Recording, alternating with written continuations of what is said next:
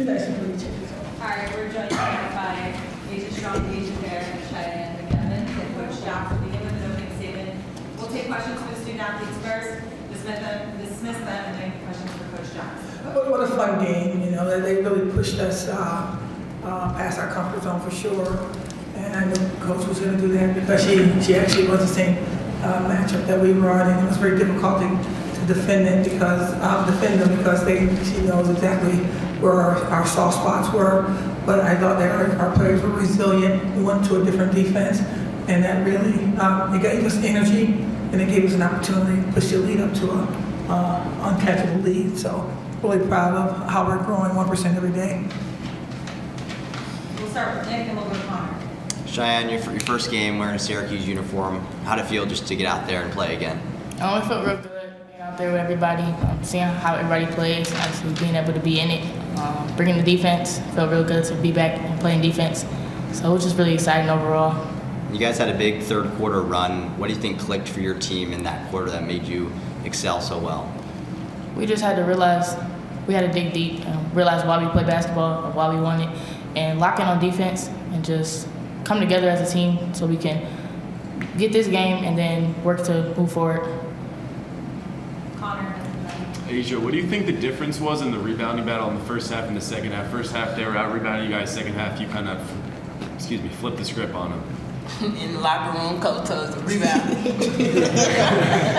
Halftime, rebound! So we had to go get him.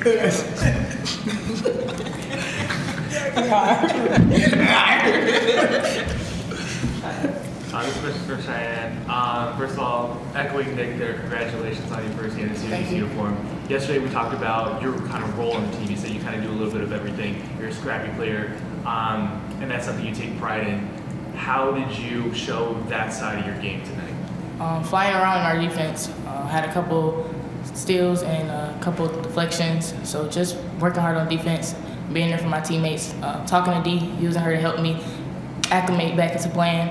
And it felt like good to be back out there with people who I came over here with who kind of know how the defense works, and just to get back in there, we kind of clicked immediately, and I just felt it like we back, and we can do this defense. So just flying around, like I said, bringing that, getting in there wherever I can, and talking to my teammates so they can let me know what they need from me and coming. And I mean, your last practice, or your first practice was just last night. So kind of talk about your comfort, playing at home. Well, doctor cleared me, so I'm good. So I came out there and played as if I'm good. Thank you. No problem. And then Asia, also this one's for you. How do you think with Dariana out today, how do you think Sanaya and Kyra down inside did today? They definitely brought some good energy off the bench. Even though I was struggling with rebounds, Sanaya, she had it, and I'm just proud of her. For Deja, 22 points. She just continued to eclipse her season high, but more from a leadership standpoint. I know that Coach Jack has talked a lot about Cheyenne being that leader that can come in and be more of that vocal leader, and you're more of the silent killer. Do you feel like you embodied that role today, and how were you able to implement that in your game? Yeah, I feel like I showed it well when our team as a whole was a little bit too high in the beginning. I showed the most composure and poise, and that's what they look for in me. I mean, as Coach Jack says, I have the keys to the car, so if we're out of control, I have to hit the brakes a little bit and help the team recognize that we got to settle. So, I mean, that's just what I did in the beginning because we were a little bit chaotic, and then we just figured it out from there. And then your team had over 20 assists on 30 made buckets. It just seems like everyone's meshing a lot more. Fourth game of the season, I know you got a couple of road games coming up. How do you think that'll help the team moving forward, knowing that you guys are acclimating really well together? I think that it just shows that we're able to work together, and when we do work together, the end goal is what the end goal is, and it's always success. So if we continue to do what we've been doing and continue to mesh together, we'll be something to mess with. This is just for any of the players. In the third quarter, there was that 2-minute run where you guys were getting steals, getting turnovers, and it was all of a sudden it was a 13-0 run just over 2 minutes. What was working in that little stretch at the end of the third quarter for you guys? We decided to push up and press the ball, and make them work and make them think and speed them up a little bit. And when we did that, that's what it resulted in. What prompted the change then? I don't understand your question.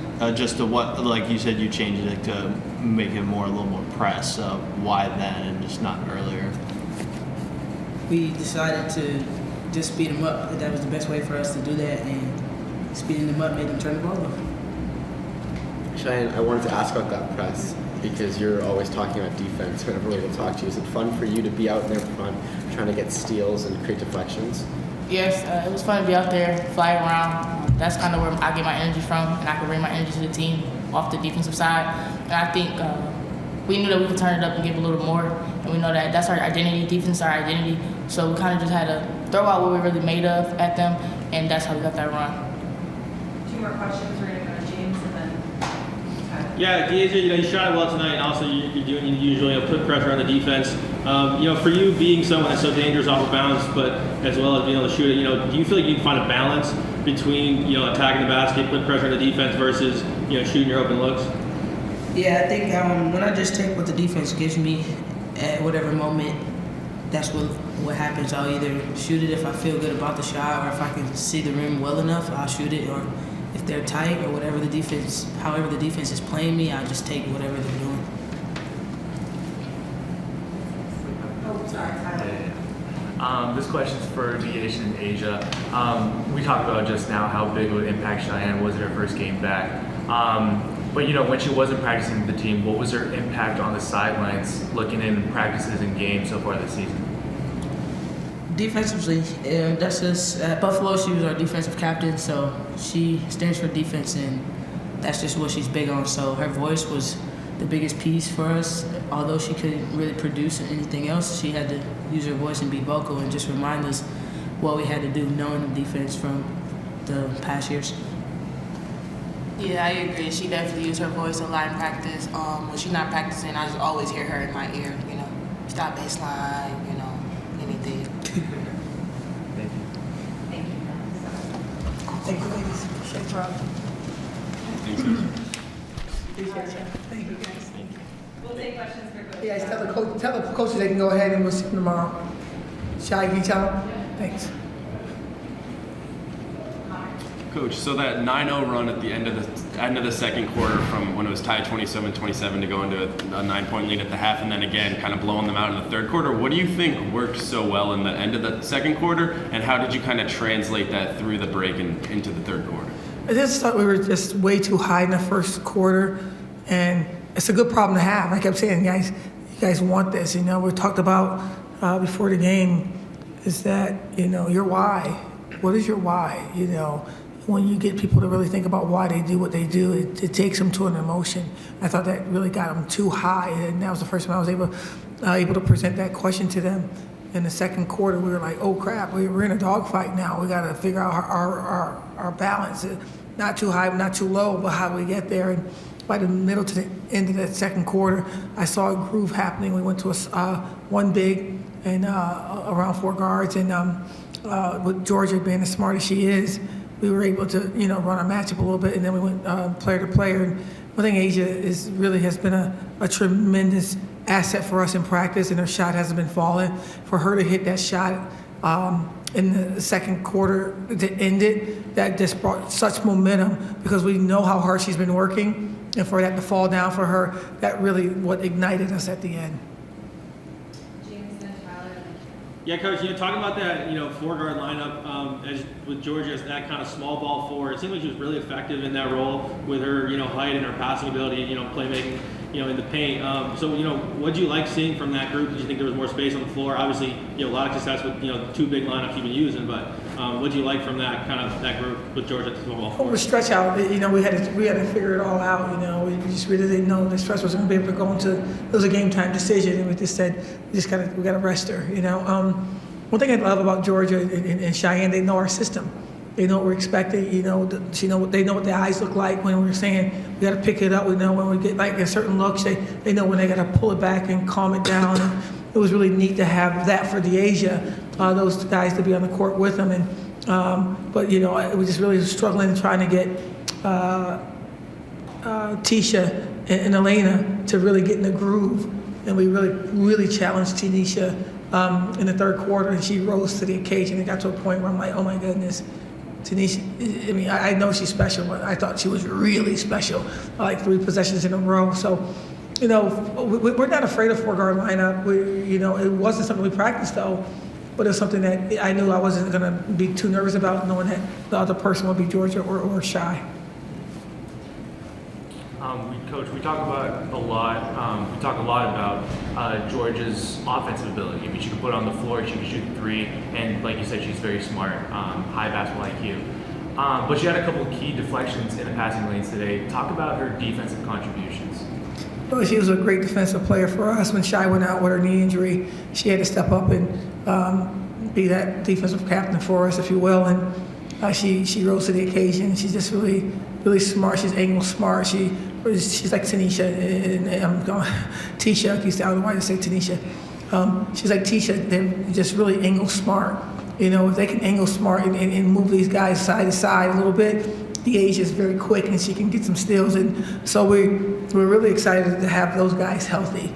It's going to be great to have all of our players healthy. You know, we haven't had that yet.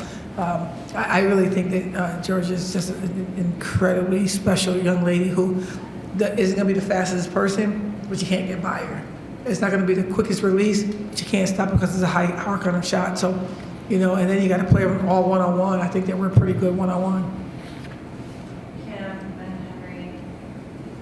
Yeah, so Coach, I mean, the blueprint to stopping any zone is just pass it a lot and try to get movement, but it's harder to realize in a man-to-man with a lot of help, penetrate the lane and dump it down to whoever the low man is, and obviously Sinai was the beneficiary of that, and with Dariana out, Asia as well. What was the message to the team realizing that, you know, that can be the blueprint to stopping a help man defense, and how do you feel like they executed it? Well, you know what, I just share with them to look at the basket. I mean, for like 3 or 4 possessions, they were getting the ball going side to side, and then and not even realizing that, 1, they're open if they get to the nail, and 2, if you get to the nail and they come up, there's no way you can stop, because at the end of the day, there's only one more person to beat because you already split the 2 guards, and you just weren't playing smart. And you know, we play a matchup, and I think that's very difficult because we do it differently than that. But that 2-3 zone was just a stagnated 2-3, and we kind of were acting like we were afraid of it, and we didn't penetrate it.